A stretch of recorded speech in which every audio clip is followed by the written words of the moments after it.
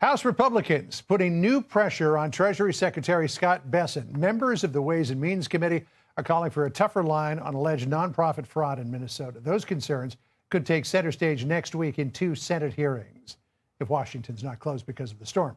Let's bring in Missouri Congressman Jason Smith, chairman of the House Ways and Means Committee. Chairman, it's great to see you today. It's great to be with you, John. So you're asking Scott Bessent, the Treasury Secretary, who's also the acting IRS commissioner, to crack down on nonprofits that are suspected of funneling money to terrorist or anti-American organizations. You say in part in this letter, taxpayer dollars earned by hardworking Americans should never end up in the hands of designated terrorist organizations. And any suggestion that tax-exempt organizations are manipulating the American tax system to support terrorism is unacceptable. That this falls out of concern that some of the massive fraud in Minnesota was being funneled to the Al-Shabaab organization in Somalia. So what are you looking for here? You know, we have been investigating 501c3s for a long time and watching where the money goes. And in fact, has asked the Treasury Secretary, the IRS, to investigate 11 different 501c3s. And you got to think, there's 1.8 million 501c3s. The 11 that we sent to them, we found evidence of them sending money to terrorist organizations. We saw them sending money to anti-Semitic activity, illegal activity, and they need to be reviewed. The issue in Minnesota, the Feeding Our Future, this is an organization, a non-for-profit that lost their tax-exempt status in 2020, but they still received $250 million afterwards that was supposed to go to children, for food for children. And so what I'm asking, the IRS needs to upgrade, enhance their oversight over these non-for-profits, look into the ones that we've called for them to be revoked, and look at the details. All right, so at the same time that all of this is going on, across the Potomac in Virginia, you've got a proposal in the House of Delegates there on the Democratic side to prohibit the state from verifying recipients of benefits from nonprofits. Does that make any sense, given what we've seen? John, it makes zero sense. The waste, fraud, and abuse that we have seen within the program of all kinds of different federal programs is awful. We discovered almost $400 billion of fraud in unemployment. Like, you can go line by line, whether it's what's happening in Minnesota.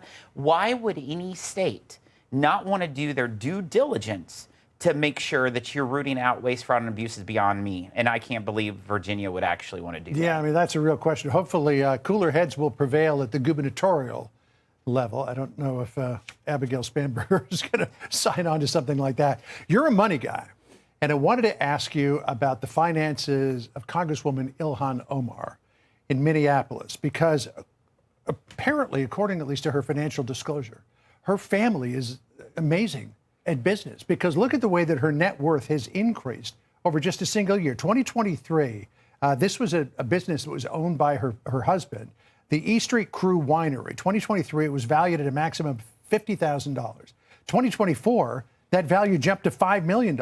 And Rose Lake Capital, which is a business that Ilhan Omar's husband owns, in 2023 was valued at a maximum of $1,000. 2024, it suddenly jumped to $25,000 in maximum value, giving her family a total potential net worth of $30 million over the course of a year. Do you find that suspicious, or are they just really good at business? I think it's important to ask these questions, John.